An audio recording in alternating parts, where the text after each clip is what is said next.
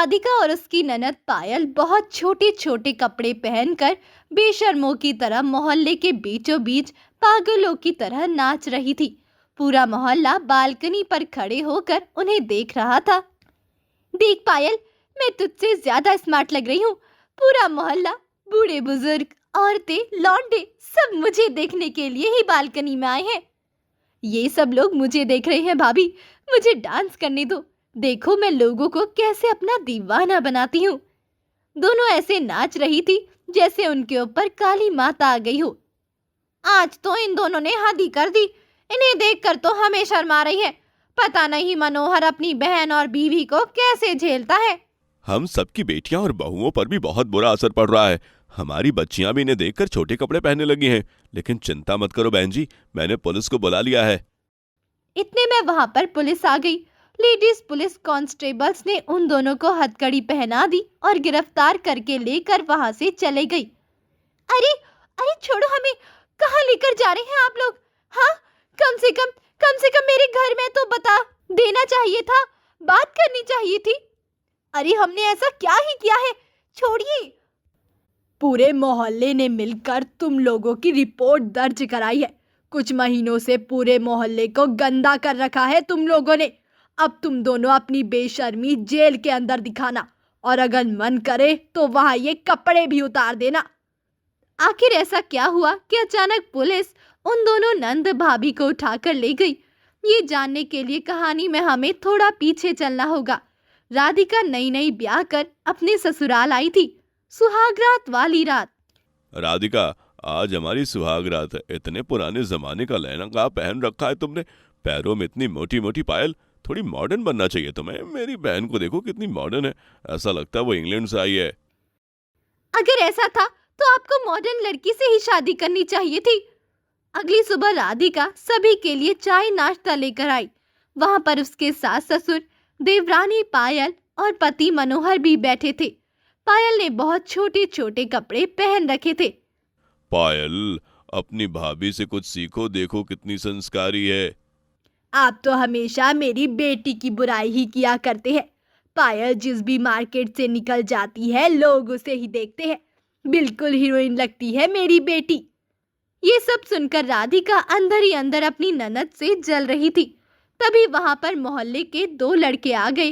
अरे मनोहर भाई, आज तो ऑफिस चलना ही पड़ेगा। हम आपको लेने आए हैं, ऑफिस में भी पार्टी देनी है आपको। तभी दूसरे लड़के की नजर पायल पर पड़ी। उसने पायल को ऊपर से नीचे देखा। अरे पायल, क्या गेट अप लिया है तुमने। आज देखने में बिल्कुल एंजेलिना जॉली लग रही हो। तुम्हें तो हॉलीवुड में होना चाहिए। Thank you. हॉलीवुड को मेरी जरूरत होगी तो वो खुद यहाँ आ जाएंगे। यहाँ पर पायल खुद को कुछ ज्यादा ही ओवर स्मार्ट समझती है। अब मैं देखती हूँ कि मैं इससे भी ज्यादा मॉडर्न और स्मार्ट हूँ। खैर, मनोहर अपने दोस्त के साथ ऑफिस निकल गया। उसके बाद राधिका ब्यूटी पार्लर चली गई। वहां पर उसने अपने बाल ब्राउन करवा लिए, अपनी आंखों में नीले लेंस लगवा लिए और फिर मार्केट जाकर छोटे छोटे कपड़े भी खरीद लिए। अगली सुबह जब वो नाश्ता लेकर आई, अरे ये अंग्रेजन कौन आ गई है इस घर में? Excuse me madam, who are you? हमारे घर में कैसे आई आप? कहीं आप लंदन से पायल की कोई फ्रेंड तो नहीं? नहीं भैया, मैं भी इन्हें पहली बार ही देख रही हूँ। मैडम, आप हमारे किचन से नाश्ता लेकर क्यों आई? बोलती क्यों नहीं? अच्छा लगा आप लोगों की बातें सुनकर कि आप लोग मुझे पहचान ही नहीं पाए। अरे मैं राधिका हूँ, राधिका, आपकी बहू। लग रही हूँ ना मैं पायल से भी ज्यादा मॉडर्न। सब उसे ऊपर से नीचे देखते ही रह गए। सबसे ज्यादा तो पायल हैरान हो गई। बहू, मानना पड़ेगा, तूने तो पायल को भी पीछे छोड़ दिया। मुझे कोई पीछे नहीं छोड़ सकता। अब देखो मैं क्या करती हूँ। पायल उसी वक्त ब्यूटी पार्लर गई। उसने अपने आधे बाल सफेद करवा लिए, आधे नीले और आधे भूरे। एक आंख में उसने नीला लेंस लगवाया, दूसरी आंख में सफेद। कपड़े पहले से भी बहुत छोटे पहन लिए उसने और घर की तरफ चल पड़ी। सारे मोहल्ले वाले उसे ही देख रहे थे। लड़कों, औरतों और आदमियों की भीड़ लग गई। अरे ये कौन सी लड़की आ गई अपने मोहल्ले में? लगता अमेरिका से आई है। इतने में वहां पर राधिका भी छोटे छोटे कपड़े पहनकर, अपने बाल बिल्कुल छोटे करा के, लंबे लंबे बूट पहनकर बाहर आ गई। अब बताओ लौंडो, कौन ज्यादा स्मार्ट लग रहा है? अरे ये तो अपनी भाजी हैं। भाजी आप तो कमाल लग रही हैं। वैसे पायल भी कम नहीं लग रही है। उसकी आंखें देखो, इंसान कम चुड़ैल ज्यादा लग रही है। तभी उसके सास ससुर और मनोहर की नजर उन दोनों पर पड़ी, जो कि बालकनी में खड़े थे। ये दोनों तो मॉडल बनने के लिए आपस में कंपटीशन करने लगी। राधिका, पायल, जल्दी से अंदर आओ। उस दिन के बाद हर दिन दोनों अलग अलग लुक बदल कर पूरे मोहल्ले में, पूरे बाजार में घूमा करती थी। उनकी बेशर्मी से पूरा मोहल्ला तो परेशान था ही, उनके घर वाले भी परेशान हो गए। फिर एक रोज, पायल, आज मैं ऐसा लुक लेने वाली हूँ कि तू हार जाएगी पूरे मोहल्ले के सामने। मुझे आपका चैलेंज मंजूर है भाभी। मैं अभी ऐसा लुक बनाऊंगी कि आपकी हार पक्की है। लुक चेंज करने के बाद हम दोनों मोहल्ले में जाकर डांस करेंगे और फिर देखते हैं कि कौन जीतता है। जज होंगे पूरे मोहल्ले वाले। उन्हें लेकर मोहल्ले की छोटी छोटी बच्चियां भी अपने बालों को रंगने लगी थी, छोटे छोटे कपड़े पहनने लगी थी। इन सब से मोहल्ले पर बहुत बुरा असर पड़ा था। खैर, अगले ही दिन दोनों छोटे छोटे कपड़े पहनकर, लुक बदलकर मोहल्ले में नाचने लगी। पूरा मोहल्ला उन्हें ही देख रहा था। ये सब लोग मुझे ही देख रहे हैं भाभी, मुझे डांस करने दो। देखो मैं लोगों को कैसे अपना दीवाना बनाती हूँ। दोनों ऐसे नाच रही थी जैसे उनके ऊपर काली मात आ गई हो। आज तो इन औरतों ने हद ही कर दी। इन्हें देखकर तो हमें शर्म आ रही है, शर्म। पता नहीं मनोहर अपनी बहन और बीवी को कैसे झेलता होगा। हम सबकी बेटी बहुओं पर असर बहुत बुरा पड़ रहा है। हमारी बच्चियां भी इन्हें देखकर छोटे कपड़े पहनने लगी हैं। लेकिन आप चिंता मत करो बहन जी, मैंने पुलिस को बुला लिया है। इतने में वहां पर पुलिस आ गई। लेडीज पुलिस कांस्टेबल ने उन दोनों को हथकड़ी पहना दी और गिरफ्तार करके लेकर वहां से चले गए। अरे छोड़ो हमें, कहाँ कहाँ लेकर जा रहे हैं आप लोग? कम से कम मेरे घर में तो बात करनी चाहिए थी। हाँ, अरे हमने ऐसा क्या किया है?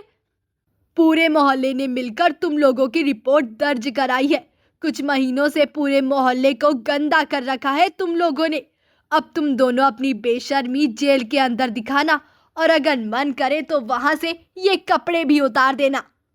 पुलिस ने दोनों को लॉकअप के अंदर डाल दिया। शाम को जब मनोहर काम से घर लौटा तो उसकी बहन और बीवी घर पर थे ही नहीं। माँ, पिताजी, दोनों ननद भाभी कहाँ चली गई? इन दोनों से तो हम तंग आ गए हैं। बाहर मोहल्ले में बेशर्मों की तरह नाच रही थी, हमें क्या पता कहाँ गई। हमने तो अंदर से दरवाजा ही बंद कर लिया था। तभी उनके घर कुछ मोहल्ले की औरतें आ गई। उन्होंने सारी बात उन्हें बताई। आप लोगों ने ये बिल्कुल सही किया। इन दोनों को तो हम भी समझा समझा कर परेशान हो गए थे। लेकिन पिताजी, इस घर की बहू बेटी जेल में है, इससे तो हमारी और भी बदनामी होगी। तुम सही कह रही हो बेटा, सिर्फ तुम्हारी नहीं पूरे मोहल्ले की बदनामी होगी। लोग कहेंगे कि इस मोहल्ले की औरतें जेल गई थी, लेकिन हमारे भी मजबूरी हो गई थी। हमारी भी छोटी छोटी बच्चियां अपने बालों को रंगने लगी थी, छोटे छोटे कपड़े पहनकर इधर उधर घूमने लगी थी, इसीलिए ऐसा करना जरूरी था। इतना बोलकर मोहल्ले वाले अपने अपने घर चले गए। अब उस मोहल्ले में थोड़ी शांति हो गई थी। कुछ दिनों तक मनोहर उन दोनों को जेल से छुड़ाने गया ही नहीं। एक हफ्ते बाद वो पूरे मोहल्ले को लेकर जेल पहुंचा। राधिका और पायल की हालत खराब हो चुकी थी। भैया, माँ, पिताजी, हमें बाहर निकालिए ना। हमें अपनी गलती का एहसास हो गया है। हमारी वजह से छोटे छोटे बच्चों पर बुरा असर पड़ रहा था। ये सब कुछ मेरी वजह से हुआ है। आज सभी लोग पायल की इतनी तारीफ करते थे, जिससे मुझे इससे जलन होने लगी, और तभी मैंने सोच लिया कि मैं इसके साथ कंपटीशन करूंगी। इंस्पेक्टर साहब, इन दोनों की अकल ठिकाने आ गई है।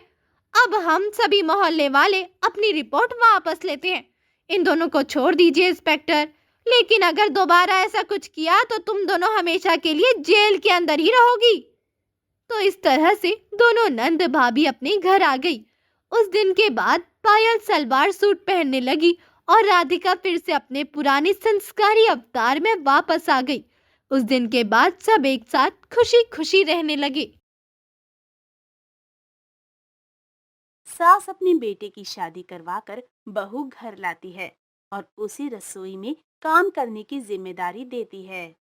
इस किचन में तो एक भी खिड़की नहीं है, ऊपर से इतनी भयंकर गर्मी, अरे, माँ बाप को तो पता ही है, लेकिन मेरे ससुराल वालों को नहीं पता कि मुझे गर्मी से बहुत एलर्जी है।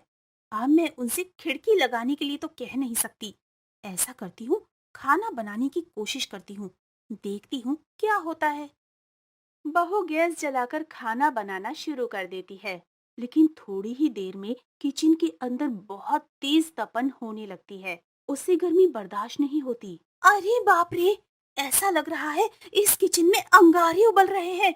अगर मैं किचन से बाहर गई तो ससुराल वालों को बुरा लगेगा। ऐसा करती हूँ, अपने सारे कपड़े उतार देती हूँ। वो बिना सोचे समझे सारे कपड़े उतार देती है और खाना बनाना शुरू कर देती है। इस दृश्य को देखकर सास ससुर और पति हैरान रह जाते हैं और शर्मिंदगी के मारे अपनी आंखें बंद कर लेते हैं। ए बहू, ये क्या कर रही हो? रसोई में ऐसे कपड़े उतारकर काम कौन करता है? राजेश, तू यहाँ खड़ा होकर क्या देख रहा है? अपने बाप को लेकर कमरे में जा। मैं बहू से बात करती हूँ। ठीक है माँ, चलो पिताजी। बोल बहू, ये क्या बदतमीजी की तूने? सासू माँ, मुझे बहुत गर्मी लगती है, इसलिए मैंने कपड़े उतार दिए। वैसे भी इससे खाना जल्दी बनता है। गर्मी तो हम सबको लगती है, इसका ये मतलब तो नहीं कि हम अपने कपड़े उतार कर बैठ जाएं। जल्दी से कपड़े पहन और खाना बना। आज के बाद ऐसा दोबारा मत करना। बहू कपड़े पहन लेती है और खाना बनाने लगती है।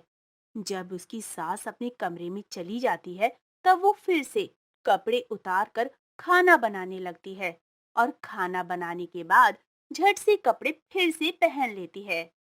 सासू माँ, खाना बन गया। सभी लोग खाने की टेबल पर आ जाते हैं और खाना खाने लगते हैं। खाना सभी को बहुत पसंद आता है। तुमने खाना तो बहुत अच्छा बनाया है, लेकिन आज जो तुमने बेशर्मी की है ना, वो दोबारा कभी मत करना। अगले दिन गांव की कुछ महिलाएं जब बहू से मिलने आती हैं। बहू, जा सभी के लिए गर्मा गर्म नाश्ता तैयार कर दे, जल्दी से। ठीक है सासू माँ। बहू किचन में जाकर गैस जलाती है और सबके लिए नाश्ता बनाने लगती है, लेकिन थोड़ी ही देर में उसे फिर से गर्मी लगने लगती है और वो अपने कपड़े उतार देती है।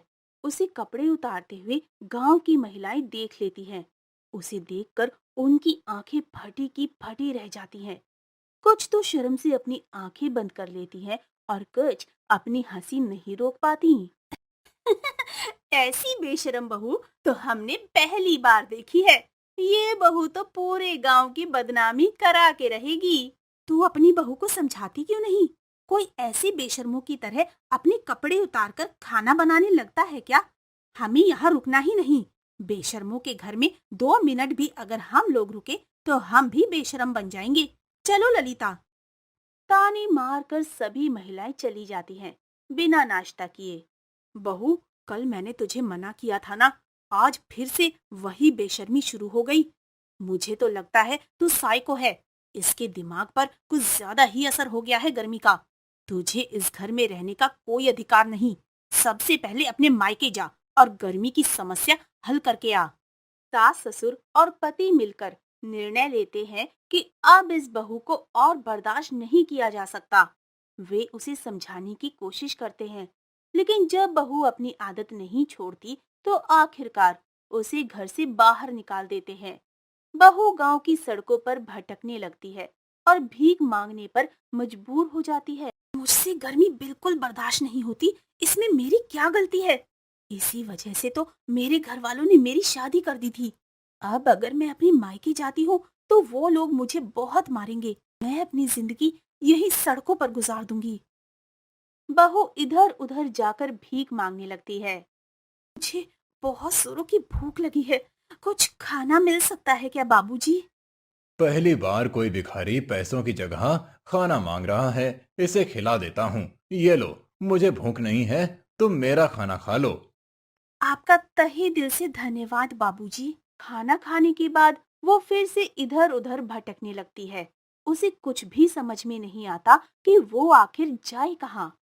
मुझे बहुत जोर की भूख लगी थी, इसलिए मैंने ज्यादा खाना खा लिया है। अब मुझे कहीं शौच के लिए जाना पड़ेगा।